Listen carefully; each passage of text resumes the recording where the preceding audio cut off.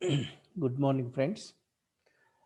Now we will proceed further the discussion on Unit 6 Mutual Funds. In this lecture series 3, I would like to discuss the regulatory framework of mutual funds in India. So, from the point of view of examination, this is very important because the question may arise in the examination.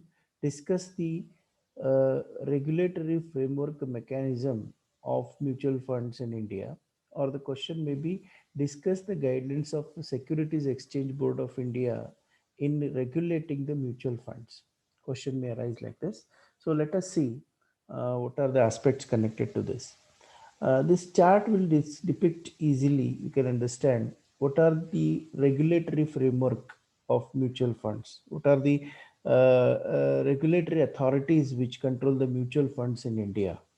If you see the middle one, the mutual fund is being governed directly by two authorities, and these two authorities are given guidelines by the as per the guidelines of the Ministry of Finance. So at the top, Ministry of Finance is going to control the total financial aspects in the state, in the country. So, as the part of this Ministry of Finance, there are two wings which are directly connected with mutual funds. One is Securities Exchange Board of India, and another one is Reserve Bank of India. So, Securities Exchange Board of India directly controls the mutual funds industry in India, and regulatory another regulatory body is the Reserve Bank of India, because a lot of mutual funds are being carried out by the banking organizations and non-banking organizations which come under the Reserve Bank of India. Therefore, Reserve Bank of India is also involved in the activities of controlling the mutual funds. Apart from this, we have certain indirect authorities which are influencing the mutual funds in our country. One is called as AMFI, that is Association of Mutual Fund Institutions. Mutual fund themselves are having a association of their own.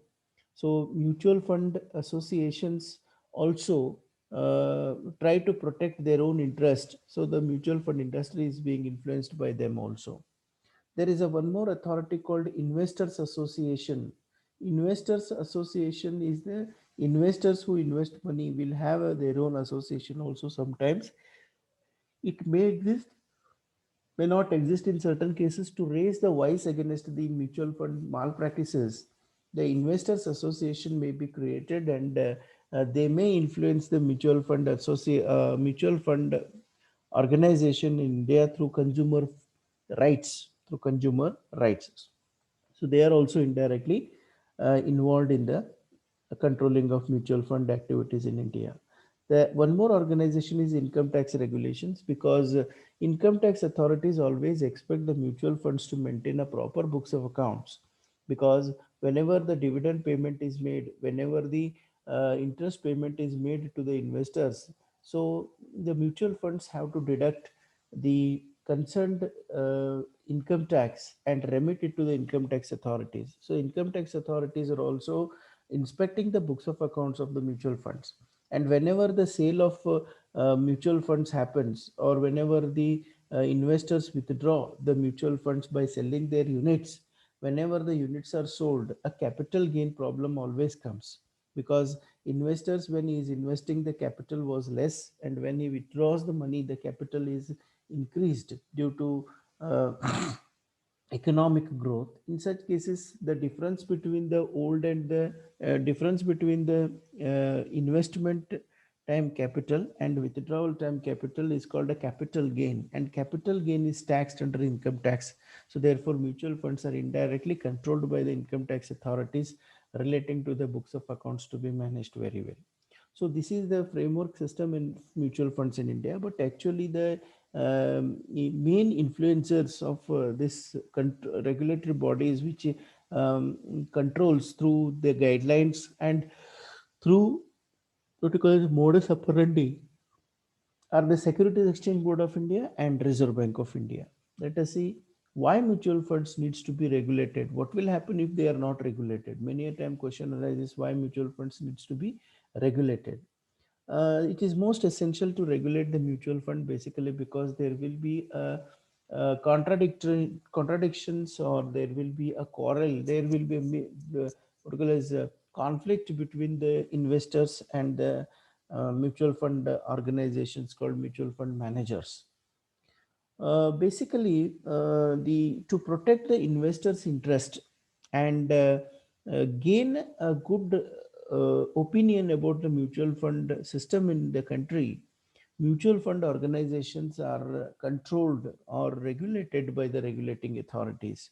The government of India is more keen in proper function of the mutual fund organizations. Otherwise, the whole financial system will get failed will be failed basically when the investors lose interest, and this may have a bad impact on the financial condition and economic system of the country. Therefore, regulation is most essential. The first essential arises basically because the investors and manager conflict or interest that might arise. The interest of the investor is to protect his investments always. Every mutual fund investor, who may be you or me, always expect that our investment should be safe and there should be a good reward. The mutual fund organization's main interest is to see that they should earn a good amount of what you call as commissions or earning profits and all that. So mutual fund investments are made by the managers in such a script where there is a huge amount of discounts, but that discount providing asset management companies and all that may not be efficient, and they may fail in earning the good amount of returns, so it will affect the investors. Therefore, to maintain the both interest, SEBI has intervened for licensing purpose and for deciding the scripts where the mutual fund has to invest money and all that, and Reserve Bank of India is also involved in protecting this.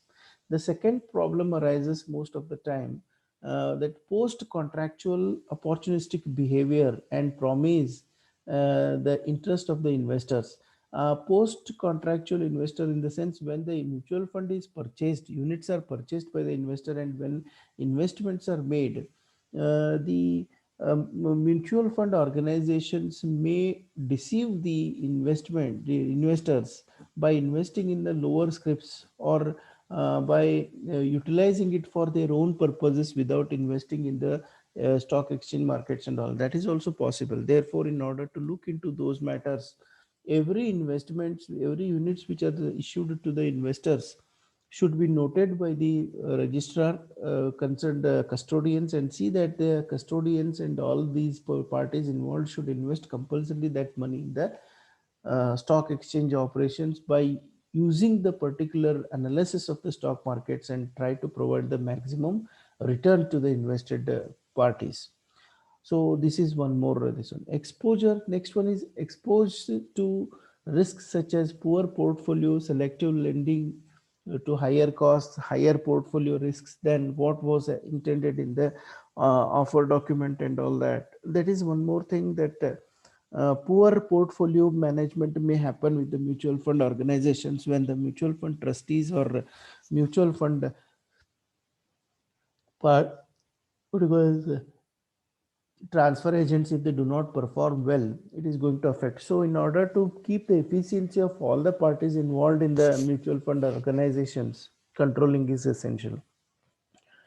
The other organizational risks such as delayed settlement transactions and all that may arise if at all it is not properly controlled. Anytime if the in case of open-ended mutual funds and all that, the investor wanted to liquidate his funds and exit from the mutual fund contract. In such cases, whenever he plays, he requests for the withdrawal. Chances are there the withdrawal settlement may be postponed. It may take months time and all that. So therefore, mutual fund organizations purposefully delay their returns basically because to hold the capital for some other purposes. So in such cases, mutual fund organizations needs to be given directions and all that. Therefore, SEBI guidelines are most essential. In this case, SEBI has given a perfect guidelines, and even the Reserve Bank of India has mentioned that whenever the withdrawal happens, it should happen. The settlement should be made within 3 working days or maximum of 5 working days, and the withdrawal money should be directly credited to the account of the mutual fund investors. So these are the conditions that are being laid down to control the activities and protect the interest of the investors. The fifth one is the regulator steps in is to overcome such market failures with the objective of ensuring ideal type market conditions. Market failures and all that if happens, then the mutual fund organizations are evaluated on the performances and try to give the suggestions for improving the market conditions and give the good returns to the investors. So in order to do all this, mutual fund organizations are need to be regulated. So that is the most essential. If you see the regulations which are imposed by the Reserve Bank of India on the what you call as mutual fund organizations is through Reserve Bank of India role is regulating a banking industry in India. But as many mutual funds companies are backed by the banks, so indirectly Reserve Bank of India has a significant contribution and role for safeguarding the interest of investors and other stakeholders in India. In 1995, the Reserve Bank of India permitted the private sector institutions to set up of money market mutual funds, money market mutual funds, and they can invest in treasury bills, call and notice money, commercial bills, accepted. Money market instruments are the short-term instrument options for the investment for the mutual funds. So any bank which is involved, private sector banks are also involved to get into money market investments. So mutual fund is created to invest in these treasury bills of the government, commercial bills, acceptance, accepted by the banks, certificate of deposits and all that. In that mutual fund can invest money, can invest money. So therefore mutual fund organizations are given and the rules and regulations are implemented for investing money in these kind of areas. Now, SEBI regulations on mutual fund, if you see, there are there are a number of regulations that have been put, introduced several regulatory measures and amendments in order to protect the interest of the small investors by the Securities Exchange Board of India. The Securities Exchange Board of India Mutual Funds Regulation 1996 is the principal regulation for the mutual fund industry in India. This was amended several times with the latest amendments being issued in the year 2012. In 2012, the amendment was made for regulation, and again, the mutual funds are brought under various kinds of regulation modes, regulation mechanism. Now, SEBI mutual fund regulations of 1996 as amended till the date define mutual fund as a fund established in the form of a trust to raise monies through the sale of units to the public. Say, the Reserve Bank of India has defined what the mutual fund is. Here only it has regulated indirectly. Any mutual fund organization is established in the form of trust. It is a trust. Trust means ವಿಶ್ವಾಸ. ವಿಶ್ವಾಸದ ಆಧಾರದ ಮೇಲೆ ಇದನ್ನು ಕಟ್ಟಿರ್ತಾರೆ. That is established based on trust, and the trust is always giving a confidence to the investors that the mutual fund invested in the mutual fund organizations are utilized for the purpose which it is invested. So the interest of the investors are protected through this trust. So the trust is again is in the form of committee, that is trustees. Trustees are the people who give a confidence to the investors that the invested money will be safely invested in the purpose for which it is collected. So this is how mutual fund is defined. In the definition itself, mutual fund is regulated by the Reserve Bank of India under the Act 1996 Controlling Act. So SEBI imposes three limitations on a mutual fund and determines its basic legal character. First one is allow the mutual funds to raise resources through sale of units to the public. So mutual fund organizations issues the units to the investors after collecting the money from them.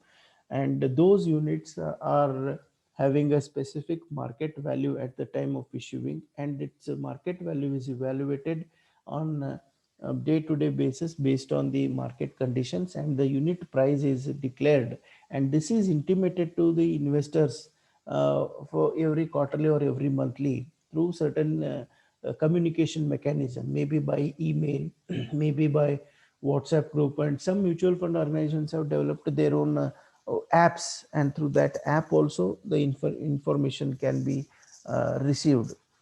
Next one is it permits the mutual funds to invest only in securities prescribed in SEBI regulations. It means that mutual fund organizations cannot invest the money as per their will and wish. They cannot invest the money of the relatives of the promoters, industry, or any other small industry and all that. It should invest money only in the permitted um, prescribed permitted scripts only. SEBI will give the list in which these mutual funds should invest money. The investment should be made only in that particular securities. It cannot, mutual funds cannot invest the securities other than SEBI directed investment proposals. So that is one more condition. Third one is it requires the mutual funds to be set up in the form of trust under the Indian Trust Act. It has given the guidelines how the mutual fund organization has to be set up, how this mutual fund agency has to set up a organization. Mutual fund sponsors do not are not having a full freedom of deciding their funds, because they are bound to be controlled by some other additional what you call as organizations or the associations. The mutual fund sponsors should invest at least 40% of their money first in the asset management company, and the asset management company is again a setup made inside that particular or assisting to the sponsors, and capital can be raised only when the trust is created, and the trustee should see that the capital collected is used for the specific purpose. And we have some other persons called custodian of the mutual funds, and we have transfer agents. Those are all the other bodies involved in the mechanism of securities in the mechanism of mutual funds, and they are all functioning together independently and sorry, functioning together and creating the results for the investors. So SEBI guidelines for mutual fund sponsors. If you see the sponsors are the people who initiate the mutual fund activities. For example, sponsors may be HDFC Mutual Fund, or you may be having say SBI mutual funds, Tata mutual funds, Birla mutual funds, Kotak Mahindra mutual fund. They are all called as the sponsors.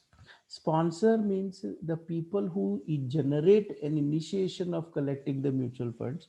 So these sponsors should take an initiative in developing the mutual fund money. They should open up the option of investments with the dealing in the stock markets and all that.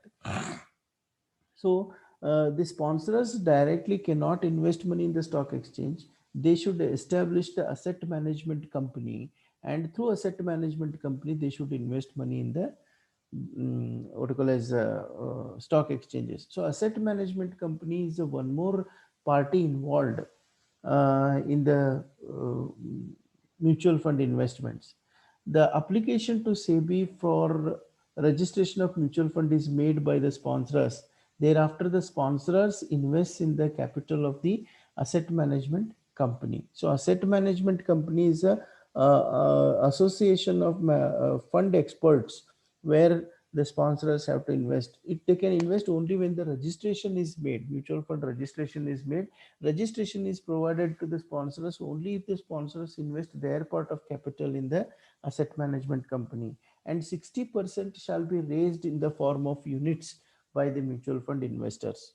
So the sponsors should have at least is some investments compulsory, that is a 40% of the investors, so that sponsors will take more care in optimally investing the money in the good scripts. If the sponsors are not allowed to invest their money and just get the mutual fund investments by issuing these units and all that, sponsors may recklessly behave in the market and they try to earn their own profits. But when their capital is also invested there, they're always more keen about the safety of their funds. So accordingly, they take the care of the other for 60% investors with the fund. Next one is, since sponsors are the main people behind the mutual fund operation, eligibility criteria has been specified as follows. There are conditions for the sponsors. The sponsor should have a sound track record and reputation of the fairness and integrity in the all business transactions. The requirements are, sponsors should be carrying a business in financial services for not less than 5 years. For example, any financial institutions wanted to take the sponsor's position in mutual funds and launch the mutual fund proposals, the financial institution should have at least 5 years track record. Out of that 5 years, at least 3 years they should have earned abundant profit, good profits. Means it talks about the efficiency of the sponsors. Sponsors have full knowledge of the market, financial market and all that, then only they can develop the instruments of mutual funds. So HDFC, Reliance company, which has floated, there are many companies which are now entering. If they prove and if they satisfy the conditions of SEBI, then only they will get the registration by the mutual fund by the SEBI to carry out the mutual fund activities. The second important eligibility is, sponsor should have a positive net worth, that is share capital plus reserves minus accumulated losses in all the immediately preceding 5 years. So the sponsor should have a good surplus of capital. Surplus of capital should involve the capital plus reserves minus accumulated losses if at all. Then they should have positive net worth. Then only they are allowed. Then net worth in the immediately preceding year should be more than um, yes, network should immediately preceding should be more than, the sponsor should have earned the profits after providing for depreciation and interest and tax in 3 of the previous 5 years, including the latest year. It means that the last 3 years they should have earned the profit. Profit is calculated, the total revenue minus the depreciation, interest, and tax, whatever is left out is called as a profit, and they should have continuously 3 years profit. So their balance sheets and profit and audited profit and loss account and balance sheet is inspected by the SEBI before giving permitting them to carry out. If at all the sponsors are incurring losses continuously, then SEBI may what you call as withdraw their license, and they may exit the sponsors from the mutual fund systems. Therefore, sponsors should be more keen in managing their business efficiently. The sponsor needs to contribute a minimum of 40% of the net worth of the asset management company. Further, anyone who holds 40% or more than the net worth of the share in the AMC is considered to be a sponsor and should therefore fulfill the eligibility criteria mentioned above. Suppose if any sponsor who has contributed 40% and later on he withdraws less than that, then any other industry who intends to invest more than 40%, they become the sponsors in the mutual fund systems. So that is how minimum 40% investment of the total net worth of the mutual fund is to be held by the sponsors. So for example, if a mutual fund of 100 crore is being created, where 40% of that is 40 crores to be invested by the sponsors, and 60 crores should be raised by these mutual fund investors by issuing the what you call as units to them, by issuing the units to them, mutual fund bonds to them. So the 60% will be collected through mutual fund, other investors, small investors, and 40% is 40 crores is always already made by the sponsors, and total 100 crore capital is being invested in the mutual funds. So in the stock markets. So this is how the mechanism is mandatory. Then there are some other people who are some other association called as trustee. Trustee is the uh, group of persons who protect the interest of the investors. So they are the representatives of the investors actually, trustee, the small investors. To protect the interest of the small investors, a trust is being created, and trust should look into the matters, inside matters of the mutual fund companies. So the trustees have a critical role in ensuring that the mutual fund companies with all the regulations and protects the interest of the unit holders. The SEBI regulations stipulate that every trustee has to be a person of ability, integrity, and standing. He should have legality, a person with integrity and all that. He should be a person who is guilty of moral uh, turpitude, cannot be appointed as a trustee. Any person who is guilty, punished under the act, or imprisoned under any of the criminal activities should not be a trustee. So trustee should be a person having a integrity, high kind of moral abilities and all that. A person is convicted of any economic offense or violation of any securities laws cannot be appointed as a trustee. You cannot have the person in the membership members of trustee who is having a economic offense or violation of any securities laws, etc. No asset management company and no director, including independent directors, officers, employee of a asset management, shall be eligible to be appointed as a trustee of a mutual fund. In case of trustee, representations should not be there from asset management company or any of the directors of the asset management company. They cannot involve, basically because the interest will be different.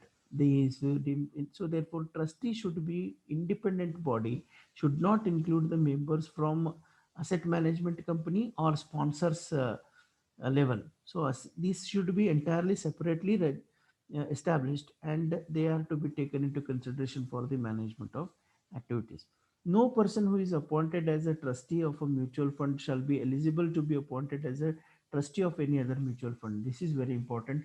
A trustee can be a trustee for only one mutual fund. He cannot be a mutual fund trustee of several mutual funds. Otherwise, the interest will be lost. The purpose will be lost. So, asset trustee should have a trust activity only for one mutual fund. So, this is the guidelines relating to trustee.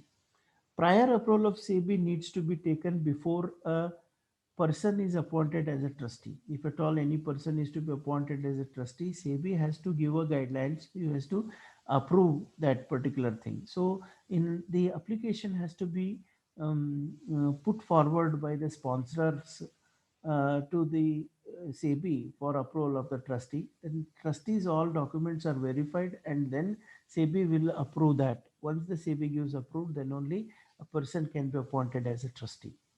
The sponsor who have to appoint at least four trustee. If a trust company has been appointed, then that the company would need to have at least four directors or the board. Further, at least two-thirds of the trustees, directors on the board of the trustee company would need to be independent trustee that is not associated with the sponsors in any way. Remember, when the board of directors of the sponsors has to be established for that particular mutual fund requirements, mutual fund organizations, then the sponsors will have to appoint at least four trustees. If the trust company has been appointed, when they mean four persons trustees should be there in the board, and at least two-thirds of the trustees, directors, board, trust company would not be would need to be independent. Out of that, at least two-thirds of the directors should be independent bodies. Independent bodies means they should not have any association with the sponsors in any way. They are now connected with them. They are the outsiders totally for that particular thing, so that they can independently work for protecting the interest of the investors.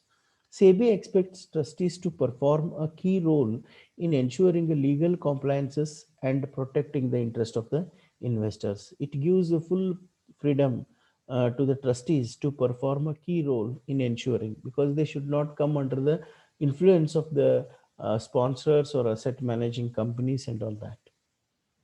Then SEBI guidelines for asset management company. Asset management company is the experts in the field of managing that particular investments given by the sponsors by collecting the money from the individual investors and also from investing their part of 40% capital. So asset management company is an organization which studies this share markets and invests the money in that particular share market. So asset management company is an expert one which act as an intermediary between the sponsors and the stock markets. So trustees appoint the asset management companies to manage investors' money. Now, in this case, trustee plays a very important role in appointing the asset management company. It cannot be appointed by the sponsors, otherwise there will be a hidden agenda of deceiving the investors. So the asset management company should be approved by the what you call as trustee. The asset management company in return charges a fee for the several services provided, and this fee is borne by the investors as it is deducted from the money collected from them. So asset management company is charging certain service charges, and that service charges is collected from the investors. So when the investor invests in the mutual funds, that service charges are deducted and the remaining money is invested in the share markets and all that. That should be informed clearly to the investors what is the investment charges deducted for the mutual fund services and all that. The asset management company's board of directors must have at least 50% of directors who are independent directors. The asset management company has to be approved by the SEBI, that is very important. The asset management company functions under the supervision of its board of directors and also under the direction of the trustees and SEBI. So SEBI will also have an intermediary representative in the asset management company. They have their own directors apart from the representatives from the trust of the mutual funds.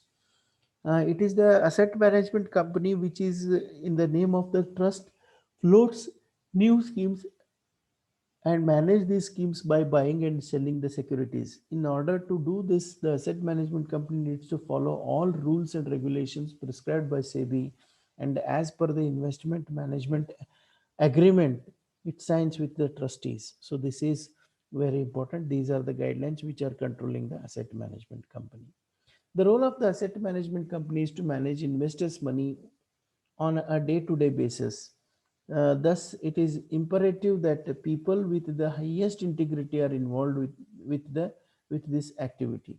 The asset management company cannot deal with the single broker beyond a certain limit of transactions. The important one is when they are investing money in the stock exchange markets, brokers are used. Brokers are the intermediaries again, who are the agents or through whom the investment is being made in the securities market. So they cannot use a single broker for all investments. They should use more than one broker for investing money in the stock markets. That is one more condition. Otherwise, the single person, if they are used, so the single broker may deceive sometimes when the transactions limit increases.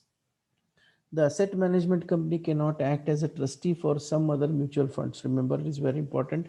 One asset management company working for one particular trust, one particular mutual fund cannot act the trustee for another mutual fund. They are not allowed to do that. Once it is asset management company for any mutual funds, it should be asset management company only.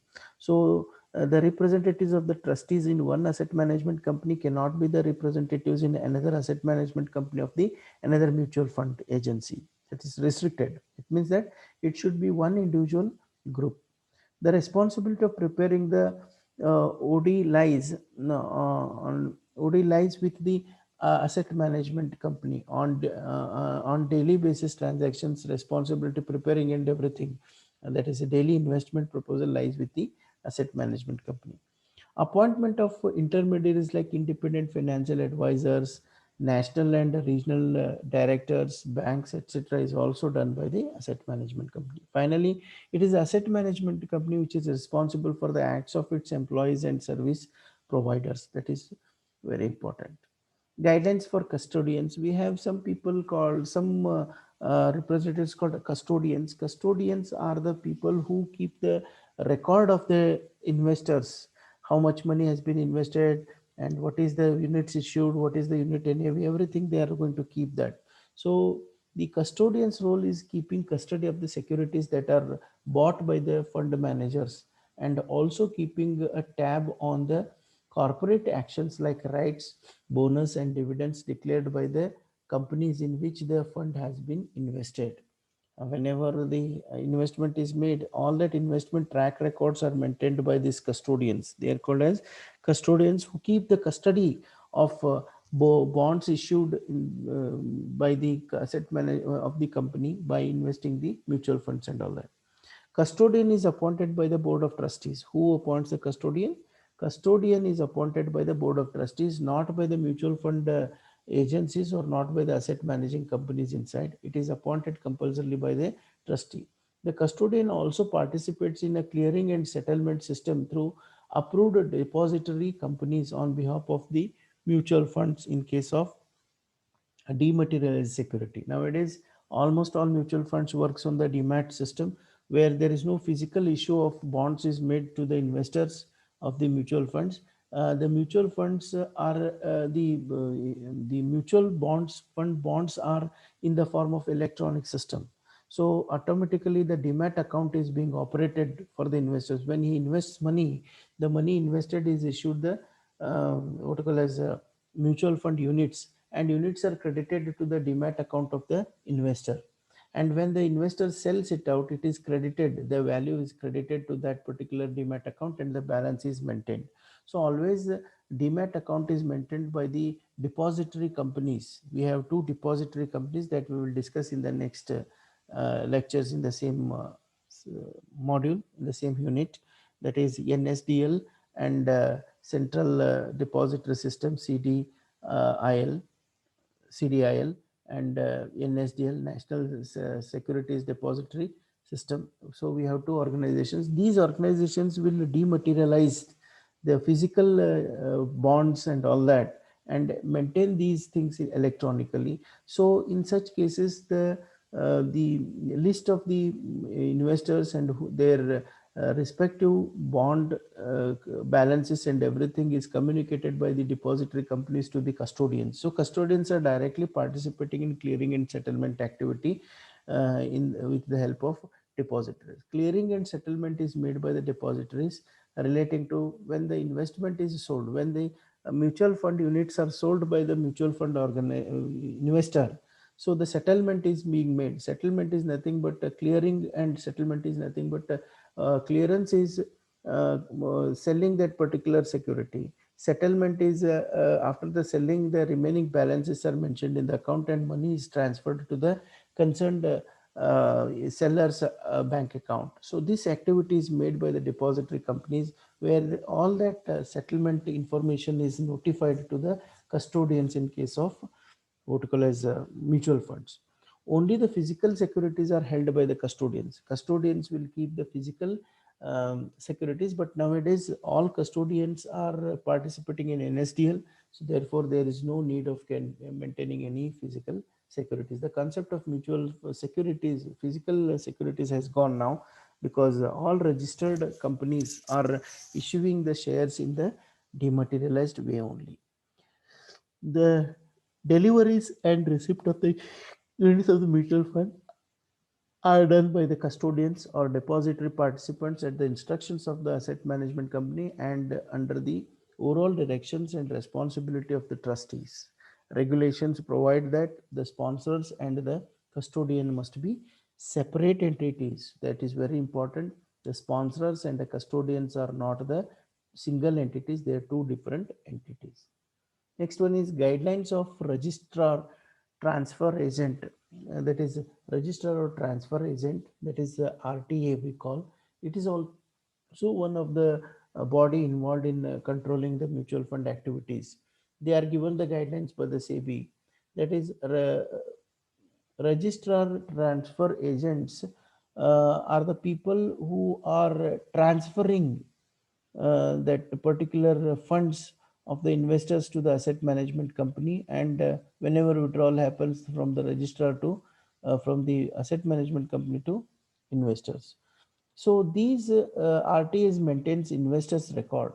This office is various centers serves as investor service center. This is called as investor service center, which perform useful role in handling the document of the investors. For example, whenever investments put a query that they want to know the units available in their name, how much money they have invested, they might have forgotten. Asset management company has to, sorry, this RTA, registered transfer agent, has to give the details to the investors. And normally every month end or every quarterly, this information is given to them regularly to the investors. But as and when investors wanted to know the status of their investments, if they ask for the query, ask for the request, then this RTA has to provide the informations to them. The function of the RTA, that is a register of transfer agent, includes processing of purchases and redemption transactions of the investors and dealing with the financial transactions of the receiving funds for purchase and making payments for redemptions, updating the unit capital of the scheme. All that functions connected with the investors is being done by RTA, that is registered transfer agent. So their work is continuously involved in the management of the mutual funds. So these are the various guidelines. Various parties are made independently, and therefore mutual fund works very effectively. So with this, we finish out this topic, understanding the regulations and guidelines. So kindly prepare well for the examination. So I thank you very much for your kind involvement in listening this lecture. So thank you.